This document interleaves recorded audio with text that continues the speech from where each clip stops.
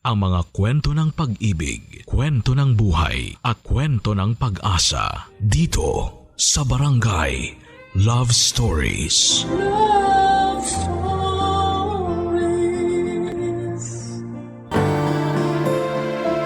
Lahat tayo ay nag-uumpisa sa wala. Lahat tayo ay may first time. Ikaw, kabarangay, ano ang first time na hindi mo makakalimutan? Sino ang nagturo sa'yo sa first time mo? Dear Papa Dudut, gusto ko lang pong i-share sa inyo kung paano sumakit ang ulo ko sa boyfriend kong Simon, 29 years old. Ako nga pala si Lyda, 25 years old. Ako ang first girlfriend at first love ni Mon. Akala ko dahil ako ang una niya, wala akong magiging problema sa kanyang nakaraan. Wala siyang ex na pwede kong maging kakompetensya. Pero mas mahirap pala kapag walang experience sa karelasyon ang boyfriend mo. Pangapat si Mon sa mga naging boyfriend ko, kaya naman hindi na ako nahirapan bilang girlfriend niya. Alam ko na ang galawan ng mga lalaki. Hindi na kailangang mga pa, kumbaga. Hindi na ako amateur sa mga relasyon. Pero ang problema ay si Mon dahil magsisimula pa lang ang experience niya sa relasyon sa akin. Una pa lang, papadudot, ang dami na niyang ekis sa akin. Ang dami niyang ginagawa na hindi approve sa akin bilang GF niya. Yung mga ginagawa niya na akala mo tropa lang niya yung kasama niya. Tulad dati kapag may naispatan siyang chicks, sinasabi pa nito sa akin.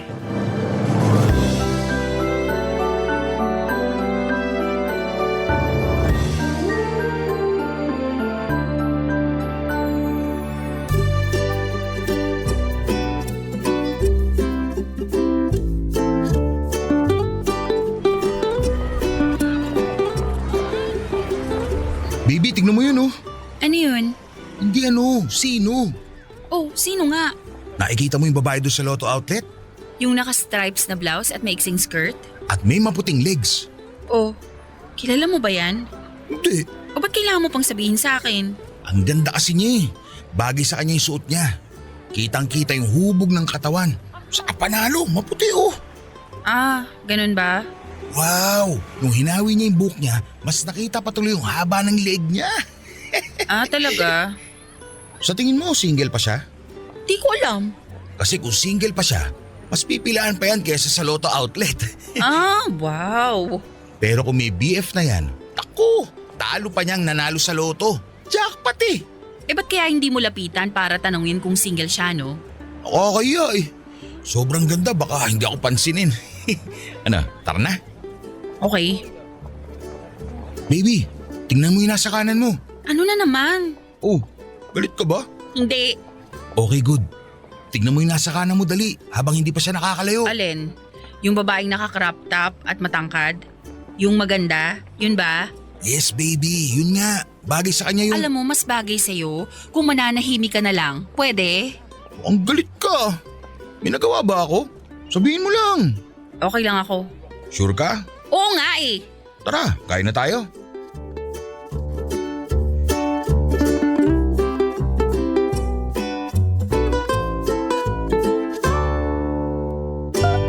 Papadudot, pinaramdam ko talaga na cold ako kay Mo noong araw na yon. Matitipid ang mga sagot ko sa mga katanungan niya at mukhang hindi naman siya nakakahalata. Ang mas lalo pang nagpainit ng ulo ko ay ang panay nitong paglingon sa mga magagandang babaeng nakakasalubong namin. Gusto ko itong iuntog sa pader ng mall kung nasaan kami sa sobrang inis ko sa kanya.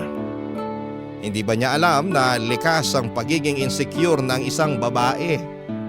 Hanggang sa pagpunta namin sa apartment niya after naming mag-malling ay cold pa rin ako sa kanya.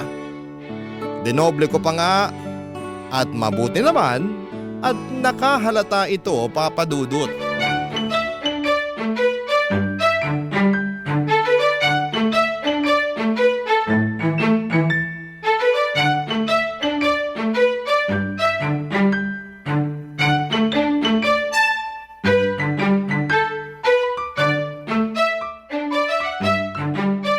Kanina ka pa parang wala sa mood ah. O buti naman napansin mo. May nagawa ba ako? Sa tingin mo, Parang wala naman. Basta bigla ka na lang nanahimik tapos pagpipilitin kitang sumagot, matipid naman mga salita mo. so iniisip mo na wala kang ginawa? Okay, edi wala kang ginawa. Wala talaga akong maisip eh. Okay, matulog na tayo. Okay sige, ayusin ko lang tong… Bad trip ka talaga. Ang insensitive mo. Hindi ako okay, no? Bakit sabi mo okay ka lang? Ano ba talaga? Naguguluhan ako sa'yo eh. Kanina pa ako naiinis sa'yo katitingin mo sa mga babae. Wala namang masamang tumingin ah. Sa maganda eh. Alam mo ba kung ano yung feeling ko habang ginagawa mo yon? Sobrang nai-insecure ako. Kinukumpara ko tuloy sila sa akin at ako yung kulelat sa itsura. Grabe ka naman, napatingin lang naman. Hindi ko rin naman makikita yung mga magagandang babae yung sa susunod. Magaganda? Ha! Grabe, nakakairita ka talaga. Ano gusto mo, magsinungaling ako? Gusto ko wag kang tumingin sa mga babae habang kasama ko dahil nakakababa ng pagkababae ko. Lalo na kapag i-describe mo pa kung gaano sila kaganda at kasexy. Sobrang nakakabastos, alam mo ba yun? Sorry na, hindi ko naman alam eh. Nasanay lang kasi ako sa mga kaibigan ko na kapag nakakakita ng magaganda, tinitignan namin at pinag-uusapan. Hindi mo ko kaibigan. Girlfriend mo ko. Ano sa tingin mo yung mararamdaman ko kung panay-tingin ka sa mga babaeng magaganda? Kung gawin ko kaya yun sa'yo? Natitingin ka rin ng magagandang babae? Hindi! Ah! Kung titingin din ako sa mga lalaking gwapo. Okay lang naman, tingin lang naman eh. Alam mo matulog na lang tayo. Kaysa pagdiskusyonan pa to. Wala ka rin namang magigets eh. O sige, sabi mo eh. Tara na. Sobrang insensitive talaga. Alam mo yun, Papa Dudut, habang nakahiga kami ay panay ang tulak ko sa kanya at tinalikuran ko pa para ma-feel niyang naiinis pa rin ako. At hindi ako okay sa naging pag-uusap naming pareho. Pero mukhang hindi pa rin nakahalata ang mokong na yon. Nakatulog pa nga ito, Papa Dudut, at inis na inis ako noon. Ito talaga ang disadvantage pag ikaw ang first time na naging GF. Dahil nga wala siyang experience sa ugali ng isang babae. Nakakasakit na tuloy ito nang hindi niya nalalaman. O sige na lang, papatawarin ko na lamang muna ito sa ngayon dahil baguhan pa sa pakikipagrelasyon. Papalagpasin ko muna, Papa Dudut. Pero sana lang at dalangin ko sa Diyos na hindi na ito maulit pa sapagkat hindi ko kakayanin kapag magpapatuloy pa ang pagiging insensitive ng jowa ko, Papa Dudut. Barangay Love Stories. Barangay Love Stories. Papa Dudut, sa pagdaan ng mga araw ay marami po akong pinapalagpas na mga maliliit na bagay na nakakasakit sa akin bilang isang babae. Mga bagay na hindi aware si Mon na nakakagalit na pala sa part ko. Ang hirap kasing ipaintindi sa kanya na komplikado kaming mga babae. Hindi kami katulad ng mga lalaking simple lang at madaling basahin. Pero paano ko nga ba ito i-explain sa kanya nang hindi siya nabibigla at maiintindihan niya? Ang hirap ng sitwasyon ko, Papa Dudut. Bigla ko tuloy na-miss yung mga dati kong karelasyon na gets ang lahat tungkol sa akin. Alam nila kapag tinotoyo ako. Alam nila kung paano ako itrato. Samantalang si Mon ay mukhang papasimula pa lamang pumapalpak na.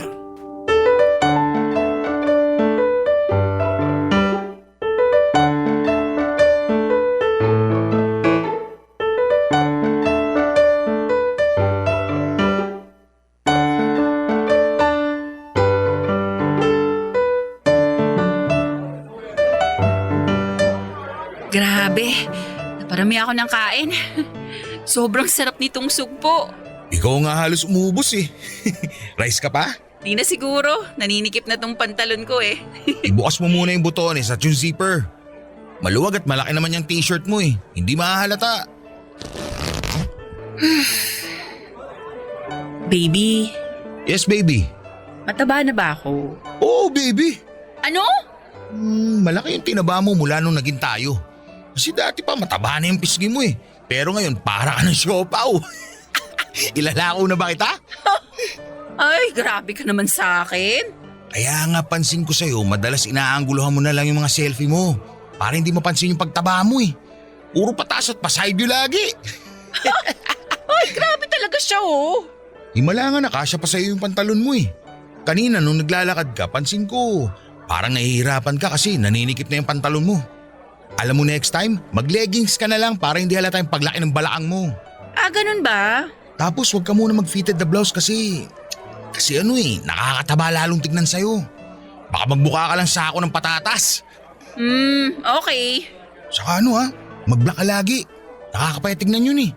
Yung mga chicks na nakikita ko sa IG, karamihan suot black para hindi pansin yung mga bilbil nila. Chicks? Magagandang babae ba yan o mga sisiw? Malamang magagandang babaeng tinitignan ko. Paano naman magkaka-IG yung sisiw? Uwi na ako. Oh, teka, sabay na tayo. Uwi ka mag-isa. Bye! Teka, galit ka ba? Hindi. Okay.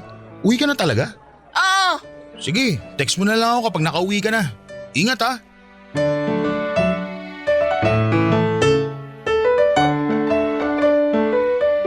Hindi ba insensitive masyado? Matapos akong sabihan ng mataba ako hinayaan pa akong umuwi ng mag-isa. Hindi talaga nakaramdam, Papa Dudut. Nakakainis. Kaya naman pagka-uwi ko ng bahay ay nag-post ako ng madadramang quotes at patama sa kanya sa Facebook para makita niya. Nag-chat ito sa akin kung nakauwi na raw ba ako kasi hindi raw ako nagpaparamdam. Sinadya kong isin ang message niya at nagpatuloy sa pagpo-post ng mga patama sa kanya. Nilalike lang nito pero hindi na nag-chat pa. After 2 hours ay sinabi niyang maglalaro muna ito ng ML. Inis na inis ako noon na imbis na kumustahin ako o suyuin ako nag-ML pa ito. Sa sobrang galit ko ay blinako ito sa lahat ng social media accounts ko para malaman niya na galit ako. Hinintay ko na lamang itong mag-text o tumawag sa akin pero wala. Kinabukasan ay wala pa rin hanggang sa sumapit ang gabi ay pumunta ito sa bahay.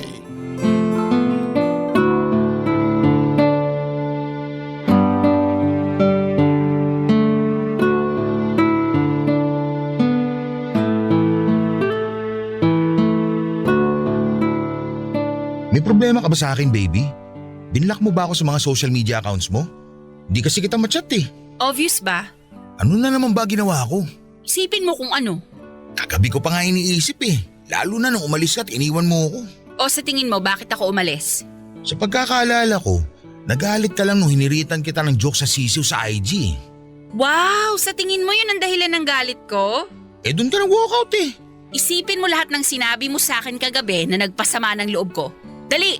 Baby, wala talaga akong maisip na sinabi ko eh. Ganyan ka ba talaga ka-insensitive? Sinabihan mo ako na mataba ako. Nagtanong ka eh. Bakit mo naman sinagot?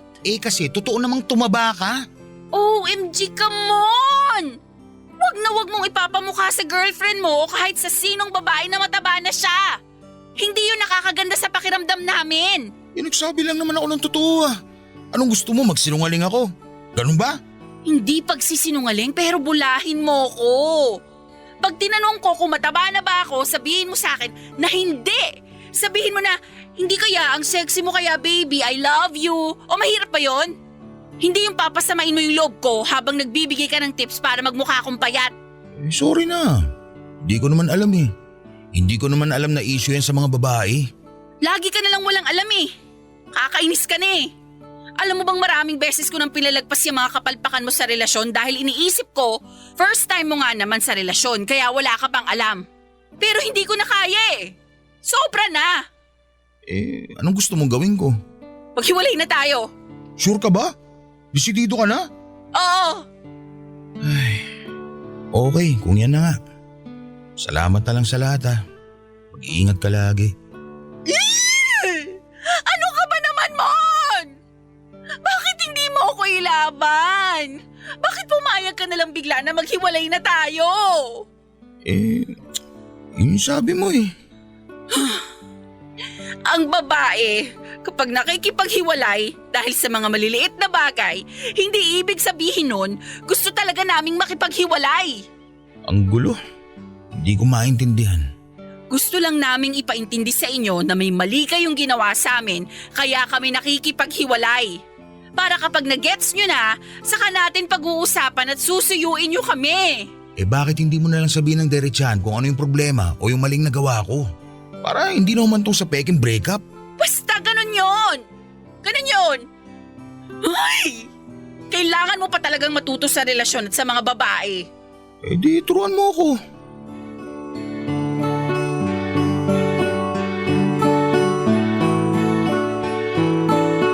Nag-decide akong turuan si Mon tungkol sa takbo ng utak ng mga babae at kung paano ayusin ang relasyon.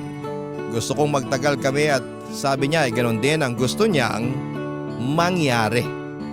Kailangan naming ayusin ito bago kami mauwi sa hiwalayan. Maayos naman po si Mon, sadyang wala lang talaga itong alam sa mga babae dahil unay wala itong kapatid na mga babae. Pangalawa ay wala itong naging interes sa mga babae simula una pa lamang. Panay laro lang online, games at pagsama sa mga tropa niyang lalaki kaya medyo flattering din ito sa totoo lang. Na sa pagiging pihikan niya, ako ang napili niya. Ang ibig sabihin ay may something special.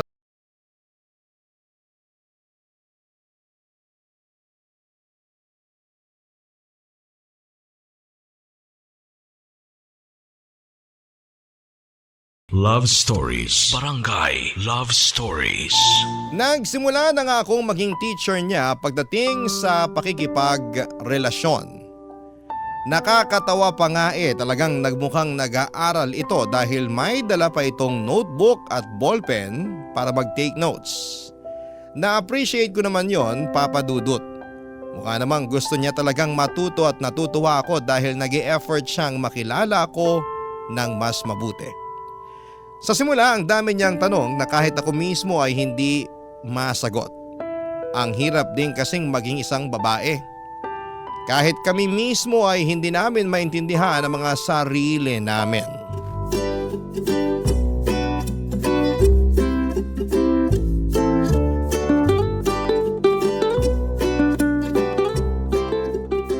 So kapag galit kayo, either malapit na kayong datnan o kaya gutom kayo? At syempre, kapag panay ang tingin mo sa ibang babae, lalo na yung magaganda. Iwasan mo yun, please lang, lalo pag kasama mo ko. Kung talagang nagagandahan ka, pasimple ka na lang na sumulyap. Pero wag mo nang lingunin o tititigan pa. Masakit yun sa amin. Dahil likas sa inyong mga babae ang pagiging insecure, tama ba? Tama. At sa social media tulad ng Facebook, hindi ako dapat mag-add ng mga magagandang babae na hindi ko naman kilala. At kung talagang friends ko na sila sa FB at dumaan ang selfie nila sa newsfeed ko, wag ako magla-like, ganon? At mas lalong wag mong pupusuan. Scroll up lang agad lalo kapag kasama mo ko. Hindi yung tititig ka pa sa picture. O sige. Noted, baby.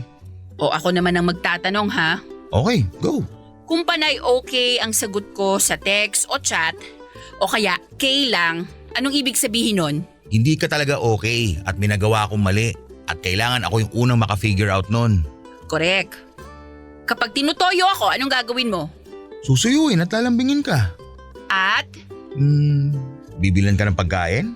Good. O hindi na ako amateur sa babae Eto, kapag blina kita sa FB ko at iba pang social media accounts ko, anong ibig sabihin at anong gagawin mo? Una, iisipin kong mabuti kung ano yung ginawa ko. Okay, tama. Tapos pwede ko rin balikan yung conversation nating dalawa dahil baka may mga nasabi ako doon na hindi mo nagustuhan. Ayun, tama. At ano pa next? Siyempre, susubukan kitang kontakin sa ibang paraan tulad ng text o tawag o kaya naman mas maganda kung pupunta ako sa'yo para alamin kung ano yung problema. Paano kung ayokong sabihin kung ano yung problema at pinapaalis pa kita? Hindi ako alis. Susuyuin pa rin kita. Kahit hindi mo alam kung ano yung nagawa mo? Magsosorry pa rin ako kasi alam kong na-hurt ka kahit ano pang dahilan yon. Talaga magsusorry ka kahit hindi mo alam kung bakit ako galit? Magsosorry ako ng paulit-ulit kahit hindi ko alam. Mas gusto kong magsorry na lang kesa mawala ka. Sobrang kinilig ako sa huling linya ni Mon. Hindi ko yon tinuro sa kanya sa kanya mismo nanggaling yon. Doon ko napatunayan na mahal nga niya ako dahil mas importante sa kanya na matalo na lamang sa argumento kesa mawala ako sa buhay niya. At syempre para naman fair Papa Dudut ako naman ang humingi ng tips sa kanya para naman maunawaan ko siya.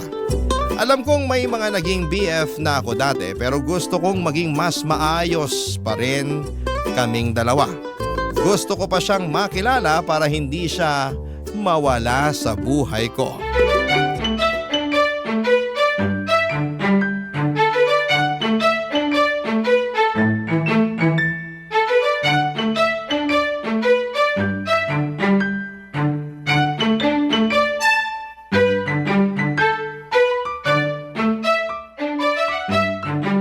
O ako naman.